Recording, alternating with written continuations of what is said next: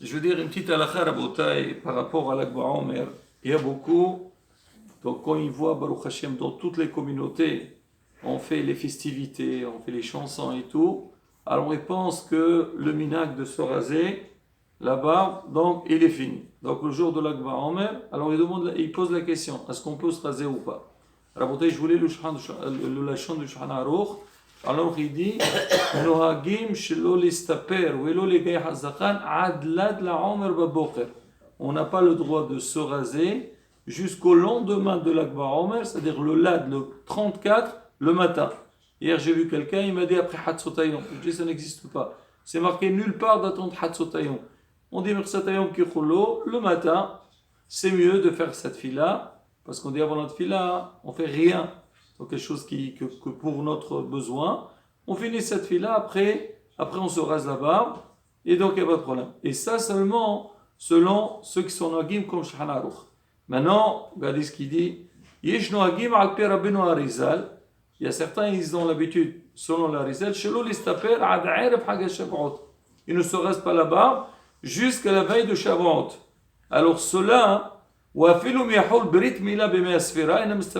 même s'il a une brit mila, pendant cette période-là, il ne se coupe pas les cheveux. C'est vrai que ceux qui attendent jusqu'à l'Adba Omer, c'est marqué si jamais il y a une brit mila, ils peuvent se raser. Mais ceux qui sont noeg, qui ont l'habitude comme le harizal, alors eux, même s'il y a une brit mila, ils ne se rasent pas la barbe. C'est la règle qui est très importante de la bataille parce qu'il y a énormément de confusion. À part ça, c'est marqué que le jour de l'Akba Omer, ici, il dit que Rabbi Shimon Bar Yochai lui-même, il a demandé qu'on soit joyeux dans cette journée-là. Et alors, il y a beaucoup de minhagim, Baruch Hashem la veille, donc on a lu donc les passages du Zohar, de Hilula de Rashbi, mais on a toute la journée pour le faire. C'est marqué qu'on allume des médorot, on fait des feux, et faire très attention, ne pas mettre le feu. Parce que des fois, les gens, ils font des mitzvot, à la fin, leur ils font n'importe quoi. Alors on dit pourquoi? On dit parce que le jour du décès de quand Rabbi Shimon Bar Yochai est parti, c'était une journée qui était très très très longue.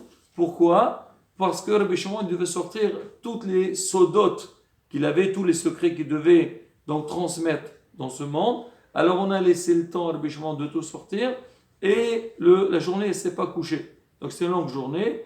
Donc il y avait la lumière, une grande lumière qui entourait Rabbi Shimon. Non souvenir de ça. Donc on allume donc des flammes et tout. Et encore une fois, Rabotai, mais on dit, ces festivités doivent se faire d'une manière respectueuse. Parce que malheureusement, parce qu'on aime les mitzvot, des gens des fois, comme on dit, on vient et on voit des mélanges des hommes et des femmes, même qui n'ont pas une mauvaise intention. Et Rabotai, c'est pas comme ça que ça marche. Alors il y a un endroit pour les hommes, un endroit pour les femmes, et même les femmes, quand elles vont, il faut être bitsni'out. C'est surtout qu'il fait chaud maintenant. Alors, qu'est-ce qu'on a gagné? Hasbi Shalom, le tzaddik, il ne veut pas qu'on vienne le pèleriner en étant habillé, Hasbi Shalom, mal habillé.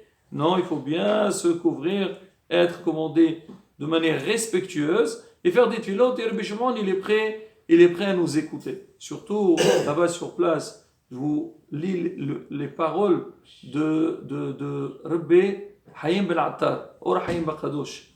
Il dit, oui, je les ai, nous, Bisham Bekdosha. Il dit, Msoupar, Rabbi Hayim Ben Attar, Baal Or Hayim Bakadosh.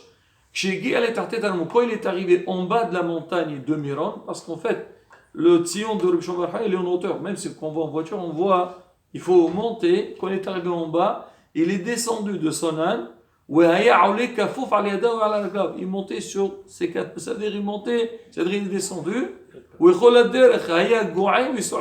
Il criait, il dit, Echani Ashafel, comment moi, c'est-à-dire Shafel, quelqu'un de simple, bas, Nechnas lemakom esh, la hevet shel hevet, Kodesh, j'entre dans un endroit aussi saint.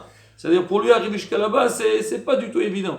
Et on s'imagine, c'est qui, Orahim Akadosh. Et tout, donc, le trône céleste, tout le monde était là. La Shrina, il y avait tous les malachim, ils étaient présents dans le Tzion de Rabbi Shimon Bar Yochai. Alors, et pendant la Elul, il était très content. Là, la beauté, c'est une chance. Il y a beaucoup de personnes, ils vont pèleriner, mais certains, ils disent, bon, pendant ces pèlerinages, il y a des endroits qui sont de saints, de Kedoshim, c'est bien d'aller pèleriner. Et des fois, qu'on sait que des fois, Hachem met des mélanges, on dit, il vaut mieux aller un moment quand on sait qu'il n'y a pas ce risque. Maintenant, si c'est bien protégé et il n'y a pas de problème, alors pourquoi pas, si on a cette chance. Mais quoi qu'il arrive, la bataille, la journée d'aujourd'hui, c'est une journée qui est très importante de l'Akbar Omer. On doit l'exploiter, et même si hier soir on a étudié, on a fait le nécessaire, on a encore une journée devant nous pour demander encore à Rabbi Shimon que lui, Bezat Hashem, de là où il se trouve, il fait des prières pour nous, qu'on soit zoré à tout ce qu'on a besoin pour le bien. Et la Goula Shlema, bien Rabbi Ameno. Amen. Amen.